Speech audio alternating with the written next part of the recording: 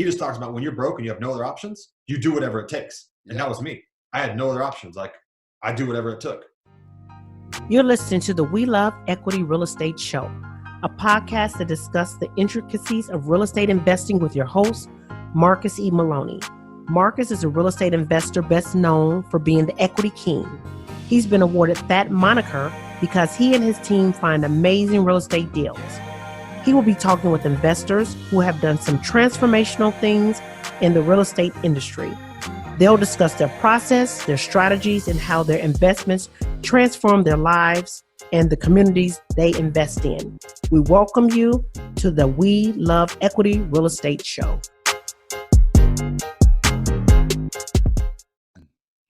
Hello, We Love Equity family. Welcome to another show. It is me, Marcus Maloney, the Equity King, and today I have a very special guest.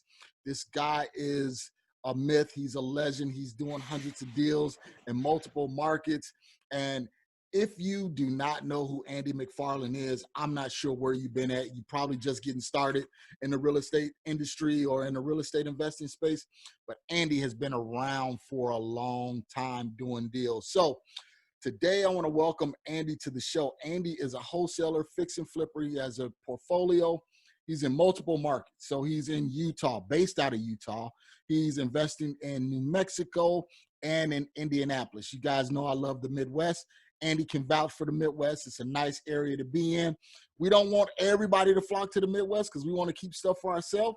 But if you're in the Midwest, definitely check Andy out, especially if you're in Indianapolis.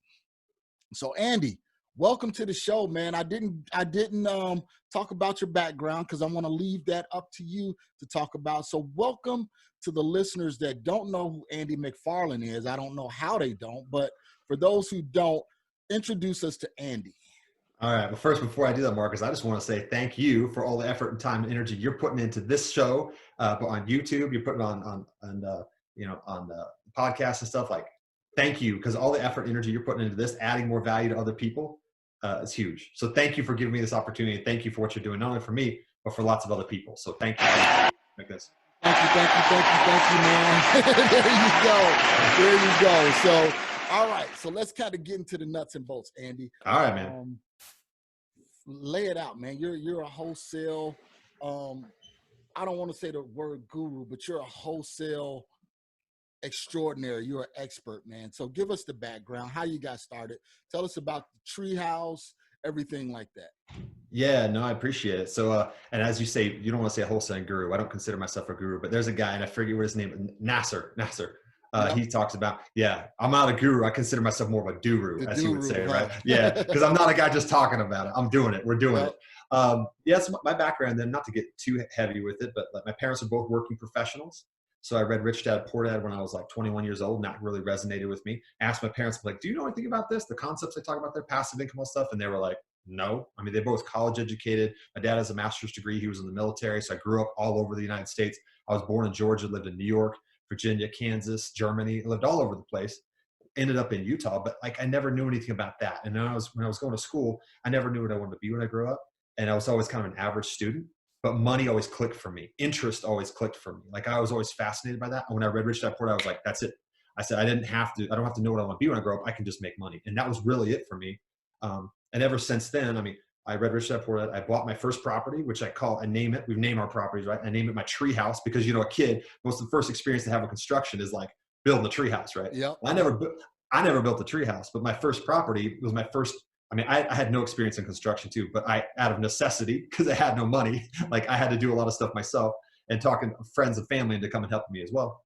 But that became my treehouse. Bought it as a bank-owned REO property. Bought it. It was a horrible part of town, by the way. Bought it, fixed it, rented it because it was a triplex, sold it on owner financing, wow. And then they ended up cashing me out. So I got experience of fixing up a property, financing the property, renting as a landlord, and then selling it via owner finance. And then ultimately he cashed me out. And that was my first deal. So my treehouse, I learned a lot from that treehouse. Yeah, all in that one deal. So how did you find that property, Andy? Yeah, and that property, this was 2003, back in the day, back when they had REO properties, right? Real estate owned properties, bank owned properties. So my brother was a real estate agent. He was working for a big REO agent. And he wanted to represent me, obviously, right? And I didn't know anything. Neither one of us knew anything, frankly. Like, he was a real estate, hadn't done any transactions really. Yeah. And I was a real estate investor. I'd never done any transactions. I just wanted to do something. And then he found this property, and he knew it was getting listed because he was an assistant to this big REO agent, right? So I kind of knew about it a little bit before. So I put in my offer first thing, full price, and those other offers came in behind me, I think. But I think that agent kind of, and I don't know for a fact, but I think he kind of boxed the other ones out and let me have it because, I think, I don't know, right? But it was a hot property. I didn't know it was a hot property. It was cheap, $60,000, bad part of Salt Lake City. Wow. It was an illegal, non-conforming, bank-owned triplex. So many code violations. It was horrible, right?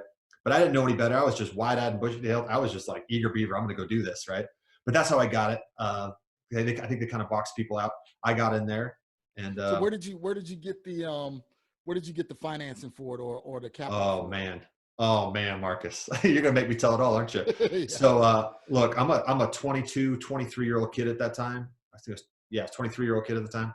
22. I was almost turned 23. I had no money. And my parents, they were working professionals. They didn't have a lot of money, but they loved their son. And I said, this was back in the days when you could actually financing was easier. I had a job. I worked on a loading dock at the time. I had W-2 income. But I had no cash. So I talked to my parents. My parents would love me very much. My mom specifically, it loaned me the 10% down payment to get a loan on it. So I got a conventional loan because I didn't know any better, right? I mean, looking back on it now, I should have just got total private money, hard money, whatever. I didn't know. So I got conventional financing. 10% down. The $6,000 came from my mom. Love her. They thought I was crazy, but they loaned me $6,000. It was a loan. This was not a gift. This was a loan. They loaned me $6,000. And then my friend, we've all got that friend growing up that's like the tightwad that saves everything. My friend that saves everything, his name's Aaron.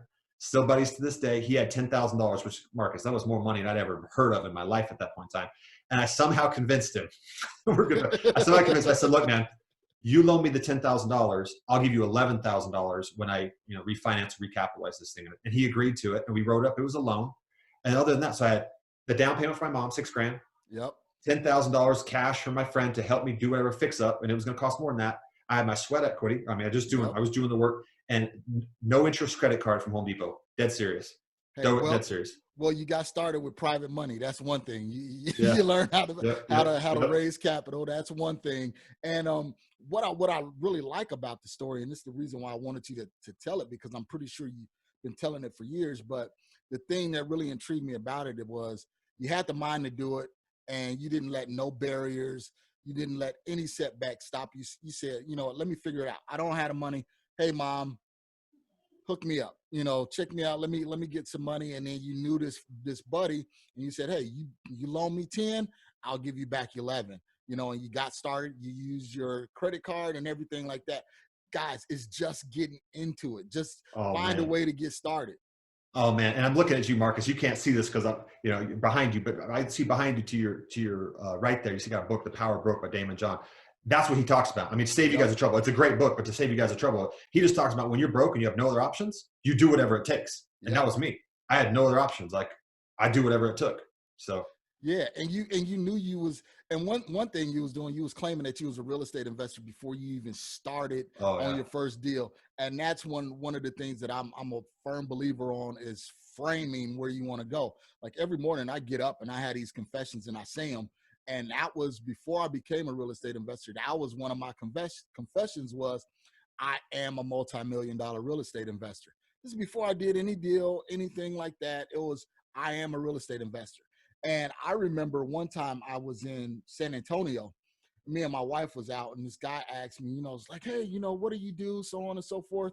And I was like, well, I'm a real estate investor. And he was like, well, what do you do? And I didn't have anything, but I knew that's where I was going, and I was just confessing it and speaking it over myself. And that's kind of what you did. He was like, I'm a real estate investor. I haven't done it, but I am going to be one. Yep, absolutely.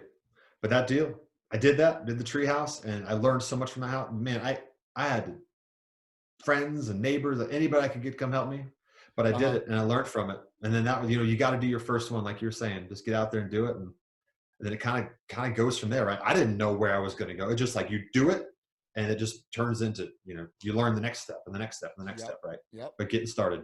Yeah. So what spawned after that? After you got that treehouse done, now I know you got massive confidence. You're like, hey, you know what? I did this one non-conforming tri-level or Yeah. triplex. You know, everyone told me I couldn't do it, but I got it done. I know you feeling like you got a cape on your back. You ready to take on the world. What was next, Andy? Man, I didn't think that at all. I really went through that thing. I was like, if I can make 10 grand on this, I'll be stoked. Right. And then, but what happened at the end of that, when I sold it on owner financing, I knew I was going to make a portion of cash when he cashed me out. But what was really happening was I was just getting cash flow. So I got $400 a month. So at that time, I'm a dock worker. I'm working on a loading dock, and I was like a $13 an hour employee. I was making $400 a month, and I made like $100 a day on the dock. And I was like, this property, I was beside myself thinking like, this property is like, every month is giving me $400 for doing nothing. That's the way I saw it. I'm doing nothing, right? So I did that deal, and I'm still looking for other deals. And one of my next deals that I did, and I'd probably done a few in between there. The next deals I did was a guy that worked on the loading dock with me. He was his name was Benny, 80 years old or so. He's driving truck, owned a few different rental properties, and he was kind of like, he talked to me, right? He'd come to the break room. I was loading his truck and stuff, and he was just like, you got to get into real estate. And I'm like, I know. And he sold me a property he had in Salt Lake that was all run down. It was a piece of junk, and he couldn't sell it for 80 grand. And I offered him $80,000, but I said, Benny, and he was a friend of mine. Like, he liked me, right? He was just like, I'm a young guy coming up. He's like, I like you. And I was just like, I said, Benny, I'll give you $5,000 down. He's like, you got 5 grand? I'm like, I'll give you $5,000 down if you'll carry that balance at $75,000. I said, if you'll do that for me, if you let me pay you over time with that, then I would love to do that. I said, I'll put all the work into it, everything. And he liked me, and he did it not really. I mean, favor. I mean, he couldn't sell it for 80, right? But he gave me terms, so he sold me that property from a guy. He was a truck driver on the dock, right? But he had money compared to me, right? So I put 5 grand down. The $75,000 was no interest, straight principal, $520.83 a month on that property. And I turned around and rented it for $750, right?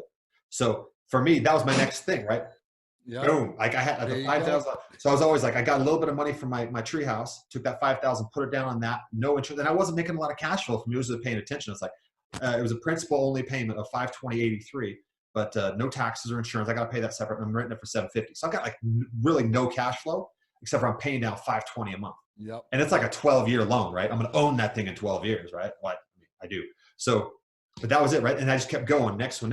And in other properties, I would get like wholesaling. Like this was back before wholesaling was a thing. Nobody called it wholesaling. I remember I had a bank-owned triplex up here in Utah that I got under contract and through a real estate agent, just traditional stuff. And then the real estate agent called me when I'm under contract, and they said, hey, this other agent talked to me, and they actually want to buy the house. And I'm like, well, I'm buying the house. And they're like, yeah, but they want to buy it. And I'm like, well, I'm buying it though. He's like, you don't understand. Right. He's like, they'll give you $3,000 to not buy the house, basically, or to sell it to them. Like basically an assignment. We all know what that is now. Yeah. I'd never heard of that. I'm like, they'll give me $3 grand. I don't have to close, do anything. And they're like, no, they'll give you $3 grand. And I was like, sign me up, man. Let's do it.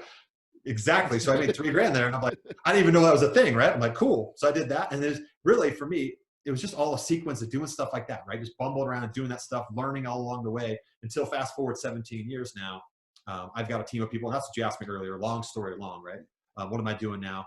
I got a team of people, 13 people on my team, Utah, New Mexico, and Indiana. And we could break down the team members if you want to, but I do about, 15 to 20 properties a month. And just mostly wholesale, but we do some retail flips too.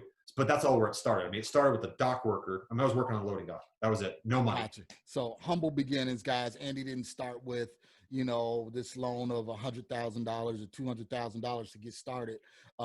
Started with that $6 grand and worked it and built it up from there. So Andy, tell me, you were doing everything by yourself, independent, started by yourself.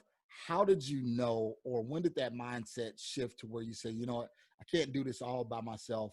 In order for me to get to the next level, I need to bring in team members. I wish I could say I had like a blueprint that was going to happen. Here's how it really happened for me, my first team member. Look, I mean, most people probably could relate that are listening to this, that are solopreneurs. I thought there was no other way. I was just hustling. Like I was just doing everything you do. I did everything, right? You're talking about answering the phone call, going to see the sellers, doing the advertising, whether it be newspaper ads at the time, whatever it is, right? I was doing everything. I just thought that's the way you had to do it. And then I got an ad, and it was like this creative ad, lumpy mail, which I didn't know what lumpy mail was at the time. It was a tube, a little info tube. And when you opened it, there was 3D glasses. And then the 3D glasses would allow you to read this like kind of mind thing. Gotcha. And it said, like, are you seeing your books clearly? They were a bookkeeping company that was trying to get clients, and they sent me this piece of mail, and I was just like, I was into direct mail because I was sending it for myself, you know, so I work with private sellers. I've always worked with private sellers. And I was like, that's way cool. So I called them up and said, look, I'm not interested in your services because I do my own QuickBooks and I'm really good at it, right? That's what I thought. But I'm like, where did you get that? Because that's way cool. I mean, it got my attention. Like, I want to do something like that, right? And they're like, okay, cool. Well, they told me, but they're like, look, just meet with us for lunch. Let's buy you lunch. I'm like, all right, whatever. So they got a meeting, sat down at lunch. They closed me. They're like, look, you're probably not as good as books as you think. Let us help you out. And I reluctantly let them do it. I'm like, whatever, we'll see if you can do this, right? Do it, right. Best decision of my life. That lady, so she worked for the company at the time. She's been my controller for like 5 years now. So she came on and started working for me full time, and she still works for me like pretty much full time right now. But she convinced me to do that. And so the books was the first thing I let go. Now I was a guy, like I'm detail oriented. And like when I'd go get a receipt, I had to come in and enter it in and do all this stuff, right? Like it was slowing me down. I didn't know it was slowing me down though. So when she took the books from me, it was like she was doing it so much faster than I could. And then she noticed, because she got into my operation, she was kind of seeing all the stuff I was doing. I had a few things going on, spinning a lot of plates. And she's like, hey, why don't you have somebody help you with your properties, your projects? Like I was running to Home Depot, you know how it is. I was doing the whole thing. Yeah, you was hustling. And I was totally hustling. And I'm like, well, what do you mean? She's like, why don't you just have somebody like, she's like, my brother-in-law, she's like, my sister's about to marry a guy in California. He was moving out to Utah. She's like, he's just really good at fixing stuff. Why don't you interview him? Why don't you see if he'll help you? And I'm like, all right, whatever. So I give him this job interview, and I'm not a big serious I mean, I'm doing a couple properties a month, but he comes out there. He's like a 20-year-old kid, you know, shirt and tie, because he's coming to a job interview. He comes to my house, and I'm like, what are you doing wearing that? I'm like, we went to our the first project, and that was pretty much it. Like I hired him. He started doing the project, and another project. So then I had a project manager, I had a bookkeeper, and then I'm like, well, I should have somebody help me answer the phone. So I had somebody help me answer the phone. Then that person started helping me hang signs. And then they were comping my appointments for me because I was running the appointments. And then like, you know, I just kind of stepped out of each role, right? Gotcha. Until I got to a point where it was just like, I stepped out of the sales role, which was my last time I stepped out of the role. I thought that I was the only one that could do that. I thought I had to do that. And then I stepped out of that and realized there's people that are better at it than I am. And that's one of the things, especially with those that are making that transition, that's doing, you know, 1 or 2 deals a month. And they say, well, I can do it. I'm doing it all on my own. But you can accelerate yourself when you start bringing in people. But then sometimes you get to the point where you say, well, I don't have the money to bring on people, you know, but if I bring on people, then I'll have the money. So it's that quandary between, you know, the chicken or the egg. Do I bring somebody on and hopefully I make the money, or do I make the money and bring somebody on? So did you go through that getting started when you started bringing people on outside of the bookkeeper, but like bringing an acquisition manager on and sales team people and everything like that? Yeah, I mean, I probably went through the same thing everybody went through. I thought like you're a little bit of scarcity mindset. You're cheap. You're a little bit cheap thinking like, I don't know if I can do this, right? But I did it, and I've always like been smart with my money and try to save it. Like my first deal, my treehouse, I made 40 grand, and I put 5,000 down on that rental. I loaned the money, other money, hard money to somebody else. Like I've always just never consumed it, right? I've always just made smart financial decisions like that.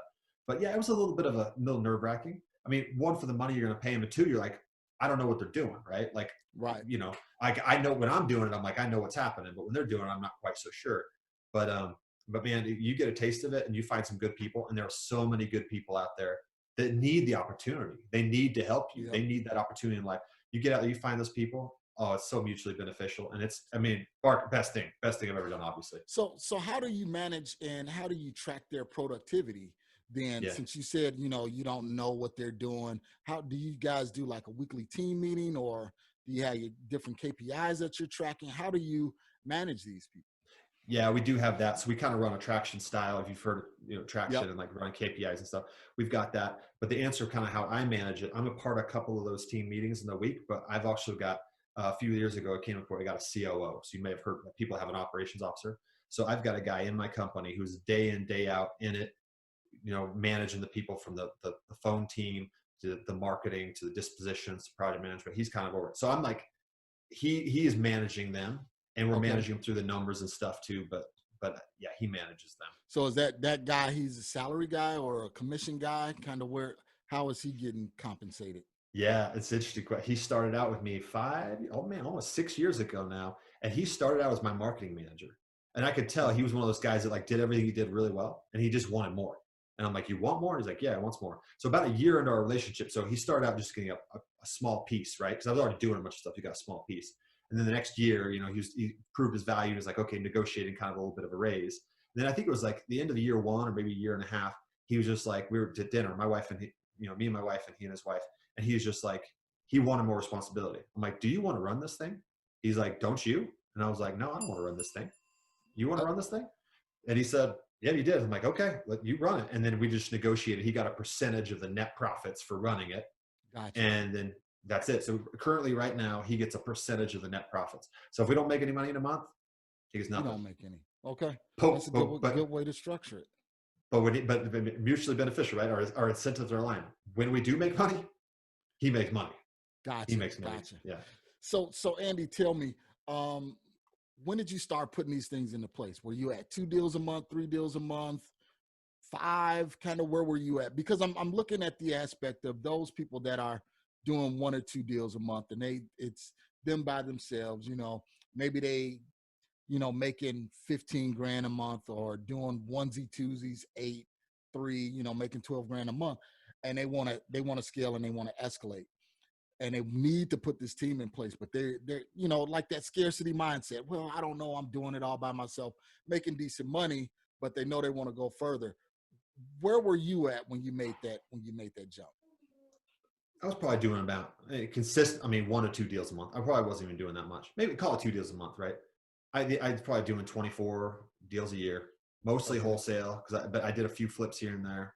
But yeah, I wasn't doing a ton of stuff, and I was doing it all. But I was, you do a couple of deals and you're making, 30 grand or whatever. It's like, you're making good money, right? Yep. So, I mean, you're in the other mentality is you're kind of stuck in the pond with the other people that are around you, and they're looking at you saying you're doing 2 deals a month and they haven't done 1.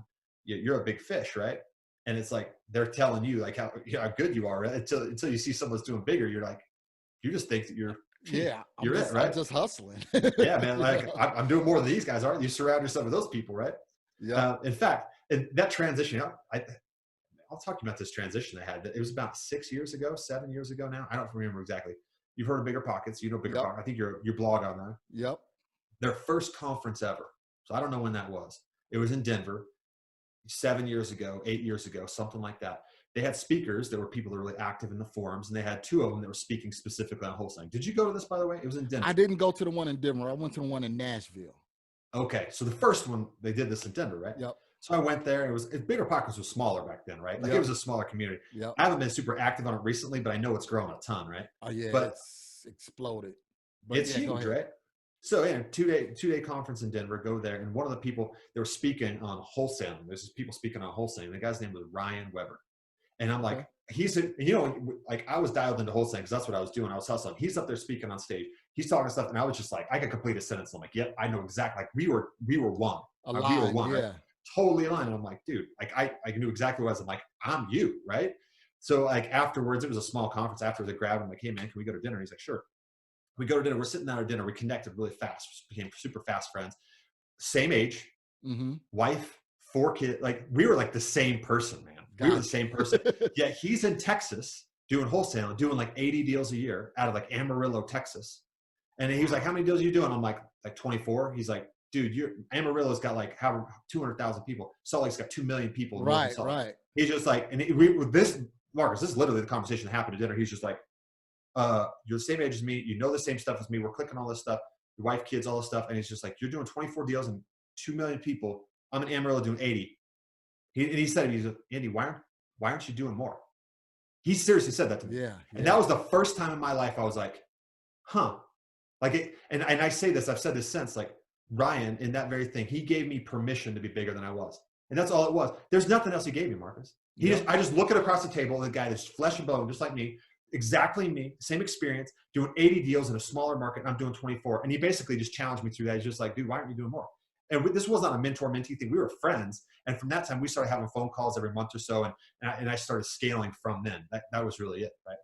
That's good. I mean, you had to have that person that really spoke that into your life. He just challenged you, and you said, oh, you know what? Let me rise up to this challenge. Let me meet this challenge. And then you just kind of took off from there. So he made me think I could. Like I saw him and for the first time I believed it. Like it was not just faith, it was like a knowledge. I'm like, I can do this. And that was it. It clicked for me and it did it. And then we talked every month for like a year and a half. I mean, I was growing and doing more stuff.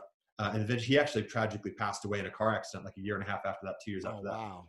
Yeah. So he was a big contributor on Bigger Pockets, all stuff back in the day, but he passed away, man. It's tragic for me. It was Yeah, super tragic. yeah.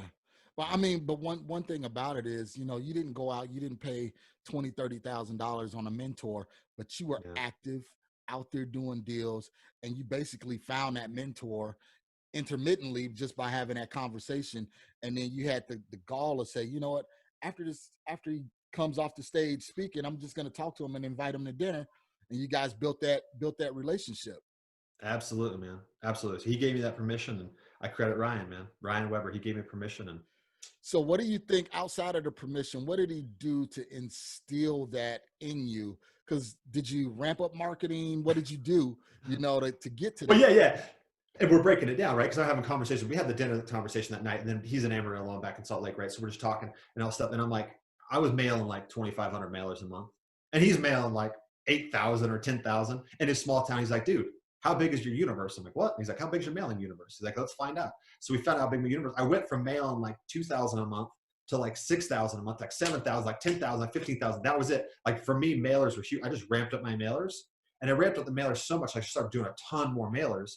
And then I had somebody answer the phones for me, right? Because my limiting belief was mailers. Like if I send out the mailers, the nights and weekends I'm answering the phone. We've all been there before, right? Like I don't want to do that. But as soon as I ramped up those mailers to a point where I couldn't handle the phone calls and I had somebody else do it for me, then I didn't care how many mailers I sent. Then I started sending 20, 30, 40,000 mailers or more, right? And then it's just like, then it just became this little assistant. They're answering the phone for me, and then I go on appointments and all that stuff, right?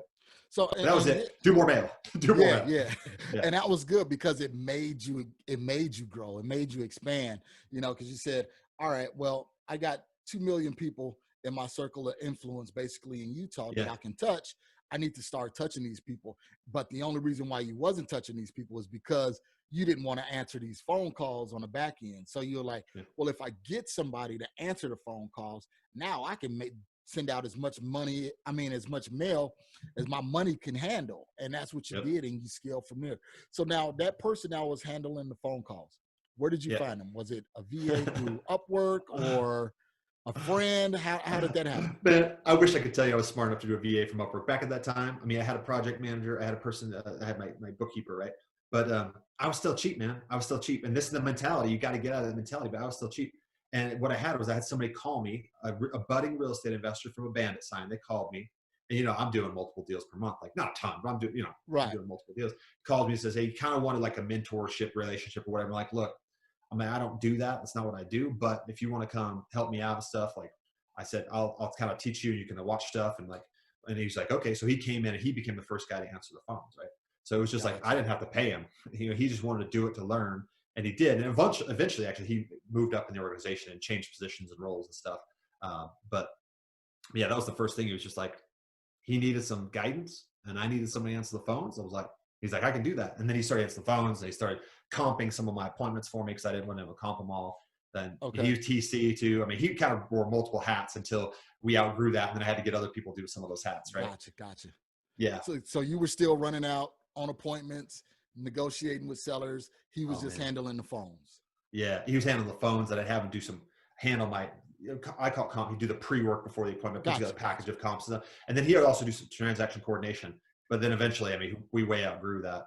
But yeah, and I was running appointments, Marcus. I loved it, man. Like that was my thing. And I don't know if you've worked with private sellers before, if that's your thing, but like I love it, man. Like I thought I loved it, right? Until you're doing way too much of it. But like I that's the part I dig in the business, man. I love meeting with people and I loved it.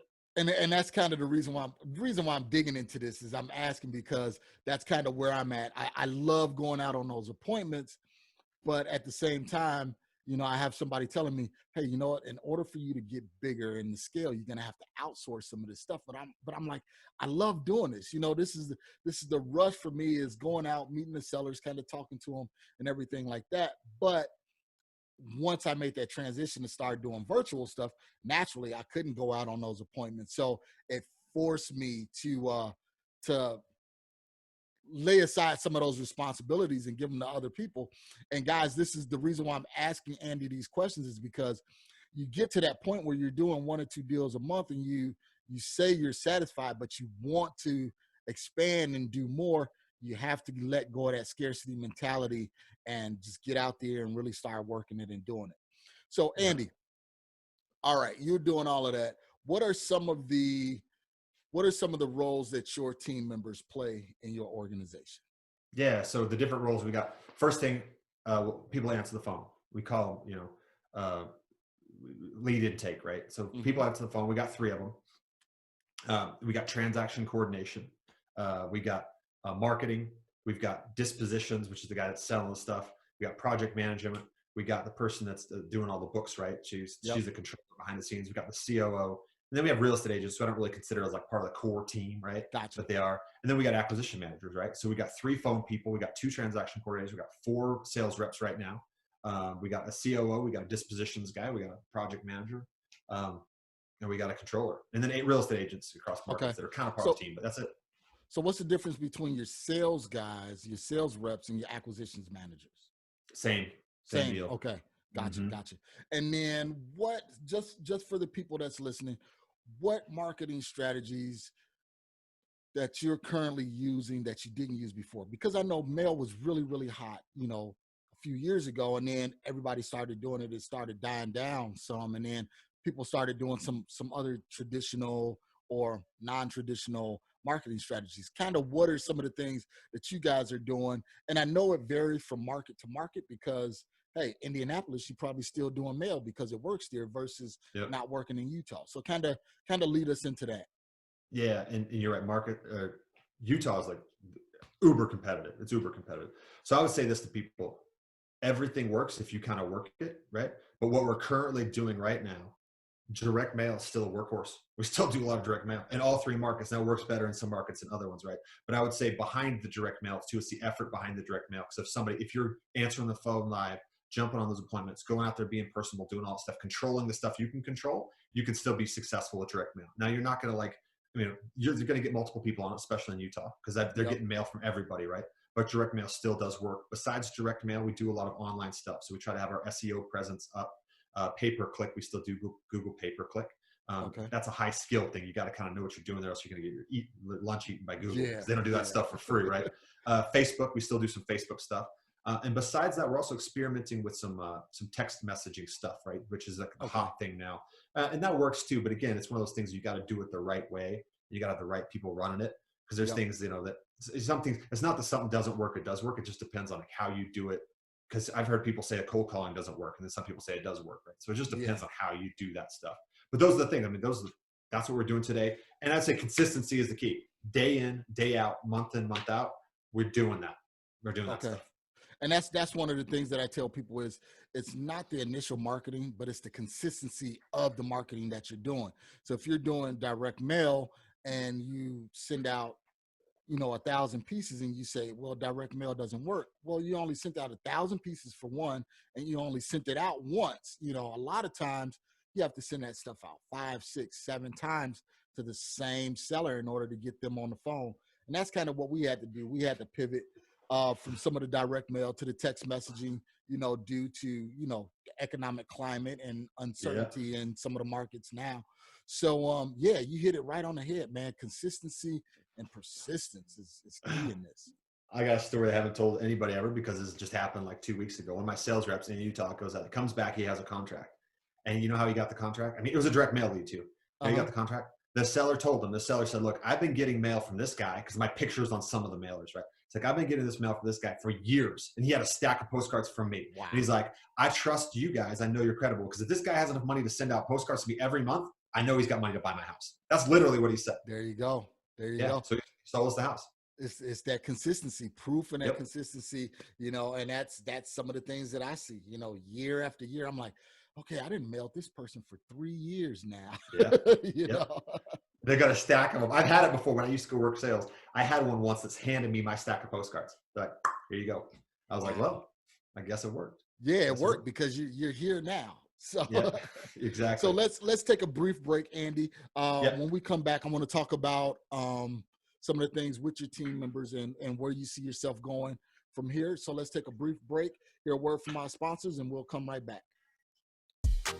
PropStream is the industry's #1 tool for locating distressed properties and connecting with highly motivated sellers. With 100% coverage across the U.S., PropStream provides a deep dive into any property's specific details. making it easy to generate lists of distressed properties and contact to the owners. No other product or service can compare. Gain access to MLS property details like expired listings. You can pull accurate comps, even sale prices in non-disclosure states. This information is typically reserved for licensed real estate professionals, but is also available to you in PropStream. Gain access to unlimited nationwide property search, comparable home sales, targeted marketing lists, and owner contact lookup, built-in marketing tools, hundreds of filters to search and sort leads. Start your free 7-day trial now by going to proud.propstreampro.com/WeLoveEquity. All right, guys, we are back with Andy McFarland. Andy is doing multiple deals in multiple markets. You're doing what, like 100 deals a year now, 150 deals a year? Our highest year was just over just almost 300, but we do about 200 deals a year. Man, how did you ever imagine getting to that point? No, I really didn't. I never started out with this blueprint thinking like I want to do 300 deals a year. That's not how it happened for me. Nope, not at all. It was organic, you know? Okay. So it just started doing a little bit and that little bit just growing and growing and growing. Yep. How do you handle this? How do you handle the one, the two? It was just more phone calls, more leads, handle those leads, more contracts. How do you handle those contracts? Having to wholesale a lot of that stuff, right? And then it just became, okay, we got this little system here in one state. How about, can we do it here, right? And we did that same operations center basically, right? Because you can see the same phone people, the same TC people, same disposition. You just need to get an acquisition manager. So we boom, roll in a new state, roll into another state. Now, I'm saying it like it's easy. Look, it's not easy, right? This stuff's not easy. None of this stuff's easy, but it's possible. And we did it. And when you come up with a problem, because I can't give your listeners the list of all the problems they're going to come up with. They're going to come up. But when they come up, you just got to have the attitude of like, how can we overcome this? What are we going to do? And you do it. You figure it out at that time. Just go overcome it. There you Adapt and overcome. Yeah. So let me ask you this. So when you're rolling into a new market, naturally everything behind the scenes is the same marketing, pretty much everything like that. How do you find your boots on the ground? Oh man, brute force. It's tough, man. Here's the thing. You come into a new market, like marketing is similar, disposition's also similar, but you come into a new market, you're cold. And here's the stuff you got to figure out in the new market. You got to figure out like the areas, like the different types of areas there, right? So every real estate market, your market, like you want to be south of this street, north of this street, all this stuff. You know who the players are, the title companies are, you know all that stuff. When you come into a market, you just make that list of things. You're like, okay, I got to get to know the market. I got to get MLS access. I got to get access to the county data stuff. I figure out who the players are, who the buyers, who are the, all of this stuff, right? And then you just go in there and you just figure it out one step at a time. It's like you just come in there, just punching one step at a time. And sometimes you go in there, you sign up a deal because it's like motivate sellers. But sometimes the price, you don't know where you need to be. You sign up a deal, you have your list and it starts out small. You blast it out there and people laugh at you. They're like, oh, you think you're going to sell it for that? You realize it's right next to this and that and the other? And you're like, just be humble about it. And like, cool. And you learn, right? Because they gave you that feedback, right? And you learn. And then you adjust the price or you don't. And that wasn't a failure. You just learned people don't like that. They don't like this. They do like this and that. And then you start building these people. And then all of a sudden, we started out when we were in these different states. We started out there. They were like, people were ticked off. They didn't like us. And they're like, who do you think you are? You can come into our state and do this. You've never been here before. You can't do this stuff. And they're like, oh, you guys are going to be gone within a few months. So it's been 5 years. So let me ask you, is this realtors, other investors, or sellers? Yes, not sellers, but realtors and other investors. They're kind of either they're jealous of you or they think you can't do it because they can't do it. Yep. And they think you're going to go away. And in both markets that we're in, they thought we're going to go away. We've been there 5 years now in one of those markets, 5 years. And we're probably the biggest player in that market. Wow. We're probably the biggest player in that market, right? And people now, they thought we were going to go away and now they buy from us, And that's the thing is, really being humble about it, going into the new market, saying, okay, I need to know who I need to know. I need to know what players I need to get connected with. I need to know what realtors to get connected with. Because a lot of times wholesalers have this idea that, it's us against the realtors. And I tell people, no, realtors are one of your closest allies, because if you can't move a deal, guess what? Your realtor has tons of buyers, that's going to move that deal for you. So how did you reach out to these different realtors or these other investors that you aligned yourself with? Was it just through Facebook or how did you contact them and build that relationship? Yeah, and people, there's lots of different ways you can build buyers lists and stuff. The way we've done it, it's just kind of brute force, almost one at a time. You come into a new market, you find people, you do some research, you know who's buying properties, you can send them out mailers and stuff and try to get them on your list. With our list, we've always been trying to be quality over quantity, right? Because you can go out there and you can just blitz people on Facebook and get a 3,000 person buyers list, but they're not vetted. You don't know who these people are, right? So we go out there, try to find the people who are real players that are really buying the houses. We go out there, we try to mail them, right? Like, hey, we know you're buying houses, try to mail them, try to contact them, skip trace them. But also we do stuff like title companies, like you're asking, go in there, you find a real estate, you go, like, for example, you call the RIA. Who's the president of the RIA? You talk to who are the players? He gives you 3 names of players. You call up those players and you ask each one of them, friendly, talking to them on the phone, like, hey, who do you know this and stuff? Who does this and that, right? Or, hey, who do you use for your title stuff, right? And you start seeing the same names pop in here. It's just this who do you know game, the networking getting in there, and then all of a sudden, boom, boom, boom, title companies. Hey, who do you know that's closing deals? Who are you, some of your big investors, right? It just becomes this thing of like, now you got the players on this. And you don't need to have like a 3,000 person buyers list. You just need the right players. You need the right people on those lists.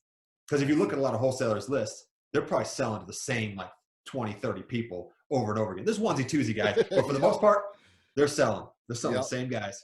Because quality buyers, they're on that wholesaler's cell phone speed dial. You know, they're saying, oh man. Yep. Hey, I know you buy in this area. I know this is what you want. Here it is. I'm gonna send you a text real quick. Let me know if you want it. Dude, when I was a wholesaler, when I was kind of in transition, I was doing acquisitions and dispositions and stuff, and I was starting to build a team. My one transition year, I sold almost all my stuff to one of my good friends here in Utah. We're still good friends, right? I sold him 50 houses one year. Wow. And you think like that's not a bragging thing. I'll tell you why in a second. But I was his VIP. He took me front row to the Utah Jazz games. Like I sit on the front row and stuff with him. He took me that because he was making a lot of money on me, right? Yep. Now I sold him 50 houses. I probably sold other people like 5, right? So the thing I'm telling you with that is, there's a lesson to be learned there. Like he loved me for that. He bought me a watch for the Utah Jazz, and we're still really good friends. But I realized when I broadened and started selling to other people, you know what I'm gonna say. I made more money, right? Because he was not paying me the most money. He was the easiest button for me. Because I'd ink a contract, I'd come back like, here, I got it, 1, 2, 3 easy shoes. Like, I'll pay you 60 on that one. Okay, cool, done. Right? We all know that like that's not maximizing dispositions. But it's easy. You get to know something like that, it's like one buyer, boom, boom, boom, boom, he'll buy everything. If you're doing that right now, if that's you, stop, because you're giving up hundreds of thousands of dollars. Yep. I could have had my own season tickets for the amount that he was giving him the discount, but And Andy, I feel you, because it's funny, because the same situation happened to me here in Phoenix. I was just giving everything to this one buyer. It was easy. I pick up the phone. Hey, this is what I got. How much you pay for it? And I'll just give it to him. He took me to the Cardinals game. I'm at the Cardinals games, everything like that. And, but then I was following these deals, and I'm like, okay, I'll sell it to him for 75, but then on the back end, he's selling it for 90. Or 100. And I'm like, he's wholesaling it off your wholesale. Man. Like, man, I could have made 50 grand versus making 17 grand, but it taught me, that's one of the things that taught me is, you got to broaden those horizons and don't take the easy street. You can make a quick, $15,000, $17,000, but look what you're giving up. Yeah. And that said too, it's not all bad, because you and I both had the same experience, but I recognize and go, look, it was a learning opportunity, because those newer investors coming in there, if that's all you've got, if you only have that connection, take that quick money. It's fine. Just learn from it and just recognize, build your network later. Because someday you take it until you have better buyers. And once you have better buyers, then it's like, hey, they're going to pay more. But do what you got to do to kind of get up there, Yep. So let me ask you this, Andy, when you move into a new market, do you ever JV with some of the wholesalers that's already in town? We have done that before. It's been a number of years since we've moved into a new market, but we did do that before. We had some people that would say, hey, I got a guy, they were on our list for whatever reason, and we couldn't get it moved. And they're like, look, I can get you that price, or can we JV this? And we'd let them do that, right? And they could have let them daisy chain it. But anytime they daisy chained it, we find that in buyer. Now he was our buyer, right? So it's like, it was a one-time deal. And it's like, boom, now he's our buyer. Right? Gotcha. Yeah, it's happened. Not a ton, but it definitely happens. That's part of the game, Yeah, it is. Especially going into a new market, you may not have that buyer's list. You say, hey, got a property under contract. Let me reach out to another wholesaler and say, hey, you know what? Let's JV this thing. See if you could bring me a buyer. I got the seller. Let's match it together and put it up and make some money off of it. But like you said, once you do that, hey, look at that HUD, get that information about who that buyer is. Now you put them on your buyer's list. Now you can go directly to him versus going around to that wholesaler. Cost of doing business. Might have cost you $5, $10 grand to get that guy's name and number, but that's all right. Yep, got that's it now. all right. Got it now. Yeah. You got it. So Andy, tell me, man, what's next? What are you looking at next right now with your business? Oh man, we're not really we were in kind of like stabilization mode for the last couple of years, and we're kind of still there, I guess you say. A lot of people are pushing for this new thing, and people have asked for a couple of years, when are you going to the next market? Because we're just in those 3 markets, and really, I'd be lying to you if I said we were. I mean, we're really just we're doing our thing. We're trying to obviously trying to be more efficient with what we've got. Our best year, we did like $4.5 million of gross wholesale fees, that was a great year. We didn't do that last year, but this year we're pushing towards that again. So that's kind of just trying to be, you know, kind of match it to exceed our best year we did before. Just trying to be profitable too, right? Just trying to maximize and because it's not just about the gross profit you're making. It's like driving down those expenses so you can be profitable. So we're kind of operating, we're humming on that, and you know, want all the guys in our company to do well, and they do. So it's not just about me; it's about them and them, you know, thrive and make money. So we're kind of not stabilization mode.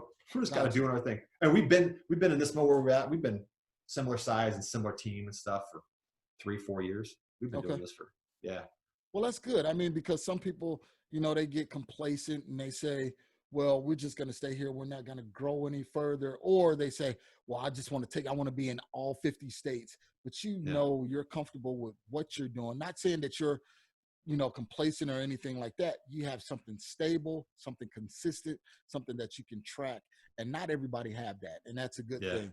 So Andy, let me ask you this. What are some of the KPIs that you guys track and that you try and follow to see how well your dispositions are going or how well your acquisitions team is doing? Yeah, acquisitions team, you report the numbers. So we want to know from our marketing, what's our cost per lead, right? I mean, this is all this stuff was like revolutionary 5 years ago. Right now, it's like everybody's like, yeah, we do that too. Yep. But it's a standard front. It's like when you send out some mail or you send whatever, what's your cost per lead? And I'm talking a lead like somebody that actually wants to sell their house, not a cost per phone call, not a cost per response. Yep. So cost per lead, how much did that lead cost you in these different channels? Leads per contract. So how many of those leads turned into a contract? Because it's different per channel. A PPC lead's got a higher conversion rate than a direct mail lead, right? And it's got a higher conversion rate than a text message lead. Like it just does, right? So cost per lead, leads per contract, and then average contract. Like what's that contract worth, right? Gotcha. And that's it. You can kind of run those numbers. Yeah, and then we track our reps every week. We want to know how many appointments they went on, how many offers they made, how many offers they got accepted, right? Okay. Yeah, it's just that basic stuff, really. So what triggers a rep to go out on an appointment? So a phone call comes in, or we get a PPC lead, or whatever it is. And there's various things depending on if it happens after hour, right? We've got some stuff that happens that if our lead intake team's not answering the phone, it goes to a third party, like answering service, right? And they might not get that to our rep. But as soon as they get that to the rep, if they call them, screen them, get some information, they'll set an appointment, almost a set an appointment with almost everybody. Our sales rep, it goes through Podio, picks it up, reads the notes, calls the person, retests that motivation, rescreens them, either confirms the appointment or cancels that appointment. Then they're going to go see this person. And we're big into seeing people live. If they don't want to for coronavirus or for whatever reason, they live out of state and we can't go see them, that's fine. We can work with them on the phone, but we'd rather be there in person, belly to belly with them. They'll go there, meet with them, and the negotiations on from there. Sometimes it's a one call close they'll get it. Oftentimes it's like they need multiple things to happen, right? And they'll do that follow up. So they'll go get that contract if they can. And then after they get that contract, they come back, upload it to the system, transaction coordination's dealing with it, and dispositions and project management's dealing with it. And they're kind of running from there. But that's going to trigger their lead. Phone call, appointment, to go see it. Yep. So they're basically going out on every lead. Basically every lead, they're going out on an appointment after they re-gauge motivation and everything like that. Yep. And they're being pretty, they're being pretty loose. They're going to go to most stuff, but they also just don't want to waste their time with people that are tire kickers. They're going to ask them this question to push them away, right? Get them to say, why don't you list it or whatever. But if they got some level of motivation, they're going to go see them. Gotcha. Okay, Andy, we're going to wrap up here. Let's go into our hot seat questions. We're going to put Andy on a hot seat real quick. So Andy, answer these questions as soon as possible, as quick as possible. But if you need to elaborate, feel free to do so. Starting over, what would you do different? Oh, man. I think I'd elevate my mindset earlier. I didn't know what I didn't know, but I was like, I was way too small for too long. Mm-hmm. Gotcha. Surround yourself with people who are doing bigger things and are where you want to be. Because I didn't know. I think that a lot of people go through that. They just unsure, if they can really go to that next level. And when you surround yourself with those people that's at that next level, just in conversation, they're going to pull you up and invigorate you and inspire you to do more things. All right. What is your greatest commodity outside of capital? Oh man, outside of capital, it's people. It's always been people, man. Treating other people how you want to be treated, helping enough other people get what they want, and you'll get what you want. It's just, I think it's people. It's people. Help me connect with sellers. Help me connect with money partners and potential people to do deals with, and team members. It's like people, man. People. Gotcha. Okay. How many flips are you guys doing? Are you doing many flips, or is just mostly wholesale? Mostly we've been like 80-20 wholesale, but it's ironic you say that. Like right now, I probably got like 25 flips going on. I got a lot of flips going on. Yeah. And the reason why is because right now, I don't know when this is going to come out, right now in the market, interest rates are extremely low. Inventory is super low. This is the hottest market, frankly, I've seen in 17 years. Yeah. And we're getting multiple offers of stuff. It's hot. It's hot. It is hot. So we're maximizing it. We're getting multiple offers and highest and best on our stuff. So we're taking advantage right now. And I don't know how long the season's going to be, but we're definitely taking advantage for the next 3 months, Have to. Okay, good. What is one thing you could do to be more productive? To be more productive. This is a funny thing. Like, this is going to come off wrong, but like, I love people and I love talking to people, but I have a hard time. Like when people are talking to me stuff, I have a hard time like cutting off those conversations. Cutting it off. My wife knows this about me. She's like, if I get into one, she's just like, just forget it. It's gone. Take the kids away, drive home yourself, because I'll sit there like and talk to them, and not just like I'm just talking to them, but like I'll listen to them and I'm interested in people, and we'll be there for an hour or so. And even though I know I'm like, I got to get out of here, I don't want to be rude. I don't want to. Right. So I could be more productive by doing that, being less of a people person, I guess. But those relationships are good, are valuable, because down the road, you just never know when that one conversation you had 2 years ago, you may run into that person again and they say, hey, you know what, Andy, I got this situation. Can you help me out? For sure. Yeah. And also, I think you're a man of faith too. I read this somewhere on your blog. Absolutely. Like, I view there's more to this life than just what you can get. And I look at this and say, like, any opportunity I have, even if all I can give them is a listening ear, I would like to be able to give that to them. So maybe to a fault sometimes, sometimes I do that. So, well, and it's all about giving. That's one of the main things. It's you give of your time, you give of your talent, you give of your resources, and that's basically what it's all about. I'm a firm believer of that. Amen. What drives your ambition? Oh man, it's always been freedom. And people are like, well, what's freedom? I want to do what I want to do, when I want to do it, with who I want to do it with. That was it. I always just wanted freedom. I didn't want a pile of money. I just wanted freedom. I think that's what everybody is driving for. Everybody wants that freedom, but everybody is looking at the money to give them the freedom. And it's not the money that gives them the freedom, but it's the structure, it's your life structure. How you balance things is what gives you the freedom. Because if you have that balance, you'll still be able to do what you want to do, when you want to do it, how you want to do it, with the amount of capital that you have. So people listen to that. It's not always about the money. It's about, those relationships and outside resources. Andy, absolutely. What is your greatest challenge, man, if it's internal or external?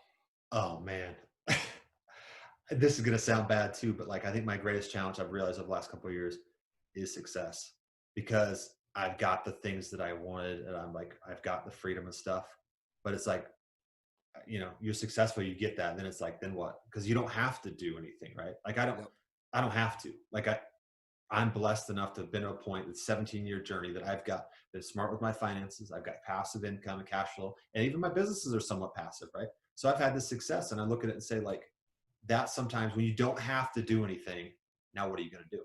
When your back's against the wall, it's easy. You come out fighting, or you'll lay down and die, right? But when you don't have to do anything, now it's like, okay, now what do you want to do? What do you want to do? You got it. You caught it. Now what? Yeah. What are you going to do? So there you go. That's success. How's that for an answer? All right. And then what's the latest business book or real estate book that you've read? Oh man, I'm going to broaden it to different categories, because recently I finished about 3 books in the last week. Okay.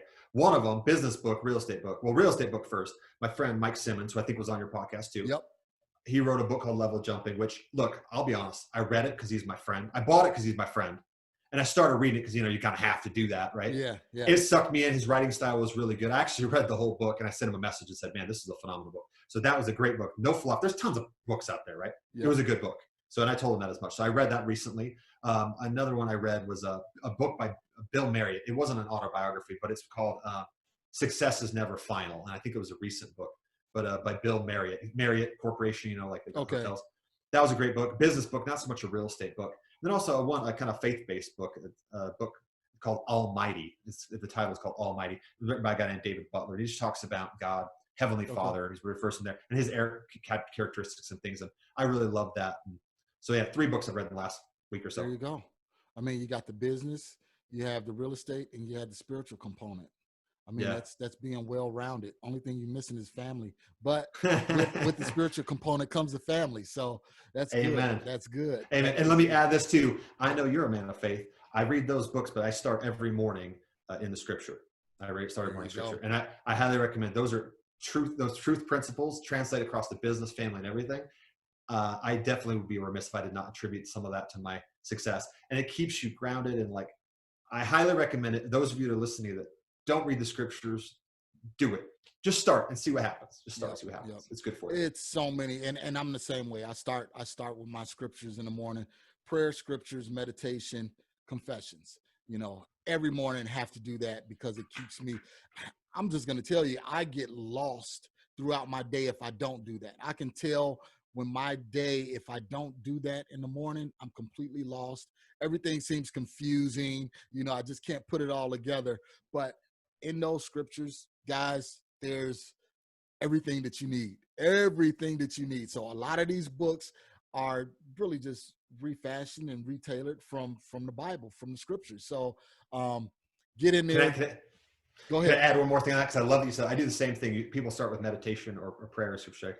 I pray because I'm a faith-based. I believe in Heavenly Father, right? So when I pray there, my prayers, I always try to have it be, first of all, gratitude. We have gratitude. Guys, if you're listening to this podcast, how many blessings and things you have, there's so much to be grateful for. I don't care your circumstances. You have so much to be grateful for. Even just look at your hand and the way it works and the way it makes you thinking about it, right? Look at an orange and how complex that is. I mean, that testifies that there is a greater creator, and that call him Heavenly Father. So absolutely, that gratitude, think of that. And then when your prayers, when I ask for something, I used to ask for stuff that you kind of think that you want and recognize you don't know exactly what you want. But I try to think now when I'm asking for something, the main thing I try to ask for every day is to align my will with what he wants for me, because he is infinitely smarter than me, to put it mildly, right? If I can just align my will with what he wants for me. I mean, look, he's got the best stuff. Heavenly Father has the best stuff for me. And I think Marcus, he's not as head as it too. So when you're praying, fill it with gratitude, obviously, on everything you've got, because you've been given so much. And then pray to align your will with God's will, whatever you call him, right? And your life will change. Your life will change. And it's funny that you mentioned that, because at the end of my morning worship, the last question I ask is, okay, God, what is it that you want me to do today? I love it. So it's not what my agenda is. It's okay, yes, I have my agenda, but what is it that you want me to do? Because your agenda supersedes my agenda. So if you want me to do something totally different, I'm open to doing that, and many blessings come down because of that, and it's just peaceful. Andy, I could talk about this all day. I know. We're getting started on that stuff. And you can tell I'm passionate about that stuff too. And you ask those questions and then listen. When you ask that, don't just get off your knees, but then listen, and ideas will come into your mind. People, things, stuff will happen that you're like, oh, okay. And it will be to do things that are good. And when you follow those, just wait, your life will change forever. Yep. There you go. Amen, brother Andy. I want to thank you, man. Before we wrap up here, tell us how we can find you. What are you doing? Any promotions? How can we meet up with you? What are you doing, man? Yeah. Well, I can tell you, there's something I'm excited about. For the last 5 years, this will be the 5th year coming, we do this event in October. Now this year, unfortunately, it was just announced that we were going to do it live. We were so excited to do it live because it's been 5 years running. It's going to be in Orlando, but we just found out a couple of days ago that that's probably not possible. So we're going to do it. Look, we call it a virtual event. It's going to make people think like, oh, this is going to be awful. I promise you, you will not be disappointed. The event is called Flip Hacking Live. So anybody wants to know anything about it, you go fliphackinglive.com. See this right here? Flip Hacking Live. There we go. Fliphackinglive.com. And there's going to be, it's a multiple day event. It's going to be live this time, or it's going to be virtual this time, but don't let that deter you, because I promise you it's going to be good. And we're going to bring it. So I was going to be there live to meet with some people, and I'm just one of many speakers, and all of them are legit. But I'll be there and sharing some good stuff. And fliphackinglive.com. It's going to be awesome. I promise. Who else you got that's on the lineup? on the lineup? Well, Bill Allen runs the thing. He runs it now, right? But we got a bunch of people that are within our mastermind community. So 7-Figure Flipping is the mastermind community that me and Justin started 5 years ago, right? So it's our mastermind community. And a lot of people that are kind of the top people in that community that are multi-million dollars deals, speaking about a lot of different things. I mean, you name it, we speak about it, right? From raising money to how to do lead gen to how to do sales stuff. And it's all legit. These are not people that are like trying to sell you something. These are people like giving you the goods, right? And for the last couple of years, we brought in different people like Russell Brunson came and spoke a couple of years ago. For those of you know who he is. Yep. So he came out and spoke. Jocko Willink, you know what Jocko is? Yeah. He's like a Navy SEAL. Yeah. Jocko came last year. That was cool to hang out with him a little bit. But we definitely bring it, right? And this is not just some rinky dink thing. Like it's legit. It's legit. It's been that way for a number of years. So I'll be there doing my thing. And again, I'm just going to be one small part of it. But I've been thinking about what I'm talking about this year, and I think it's going to be good. I think there's stuff I've never shared before that I'm planning on sharing this year. So I got to get it off my chest. I really thank the 7-Figure Flipping family, for everything that you guys are doing. I mean, Mike, when I had the conversation with Mike, I was definitely impressed. I've been following you for a long time, Andy, and actually you were, when I decided to start this blog, actually in 2017, just give you this quick little backstory. Yeah, I was led to start this blog, and I was always making up all of these excuses why I can't start it. It was the imposter syndrome. Well, people don't want to listen to me. What am I doing? Blah, blah, blah, blah, blah. And I had this list of people that I wanted to talk to. And I was like, these guys are not going to want to talk to me, and you were one of the people that was on that list. So what? What? Marcus, that's awesome, man. So now I had a chance, to talk to you and meet you. Definitely going to get a chance to meet you personally. But man, it's a blessing. This is just answered prayers, honestly. I love it. No, and I love it. And I think there is some divine design that comes in with all this stuff. But thank you. That means a lot to me. There you go, people. You never know who you're impacting with what you're doing in your corner of the world. Because you can come back, because you said that, and thank you. I've got so much gratitude for your kindness there and sharing that, because that means something to me too, that it had a small impact in your life. So thank you, Marcus, for sharing that. That's cool. Well, thank you so much, Andy. So before we go, any social media, how can we find you on Instagram, Facebook? I'm so horrible. Oh, come on. I stay off of social media. I'm not on Insta. I don't have an Instagram. I don't have a Snapchat. I don't have a TikTok, whatever it is. And Facebook, I don't get on there as often as maybe people like me too. I don't, but I'm in 7-Figure Flipping community. I know I'm pretty active in there. And then the Flip Hacking Live, I'm active in there. Other than that, I guess if you're up in Utah, you can look me up. But like, I pretty much just hang out and do my thing. We didn't talk about what I do personally, right? But I just got to do my thing.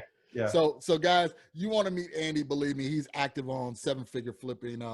They have a Facebook group, so you can go there, get a lot of good information from there as well. So Andy, before we leave, lastly, hey, what would you want to tell somebody that's thinking about getting started, or they're at that onesie, twosie, and they're looking to take it to the next level? What's some words of inspiration that you can leave with them?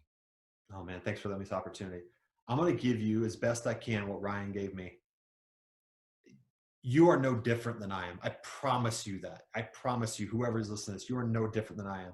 I am a guy that I did not start with a bunch of stuff, but you have that permission. You can do any of these things you've had these ideas to do. If your mind can conceive it, you can achieve it. I promise you that. That's not just me just saying this stuff to try to hype you up. You can do it. You got to put in the work. You can do it, but you have permission. You can go and get it. You can go be whatever you want to be. I promise you. I promise you that is true for you. You just got to go get it. There you guys. You have it. I mean, you're hearing it from a multimillionaire. Go out there and get it. You can do it. He started small. You're starting small. Just go out there and do it. Nothing to stop you but your own self-limiting beliefs. Andy, thank you. I appreciate it. You dropped tons of gems for us on today. We talked about real estate. We talked about faith. We talked about, our teams, everything like that. Man, thank you so much. I really appreciate it. Thank you, Marcus. Thanks for having me. You're welcome. Thank you for listening to today's show. I picked up some great actionable items, and I'm sure you did as well. If so, let me know. You can always reach me via social media at facebook.com/MRCSMaloney, Twitter at MRCSMaloney, and of course, IG at MRCSMaloney. You can also always reach me via email at mmaloney@equityri.com. Make sure you reach out to our guest as well. You can always find their contact information in the show notes below. If you have not subscribed already, what are you waiting for? Join the family. And while you're at it, leave us a 5-star review. This is how we tell if we're providing you with what you need for your journey. If there's someone you would like for me to interview, or if there's a subject matter you would like for me to cover, please let me know. Finally, if you're looking for additional information about real estate investing, go to equityrealestateblog.com. Also, youtube.com/Marcus Maloney. Until next time, family, always enjoy the journey.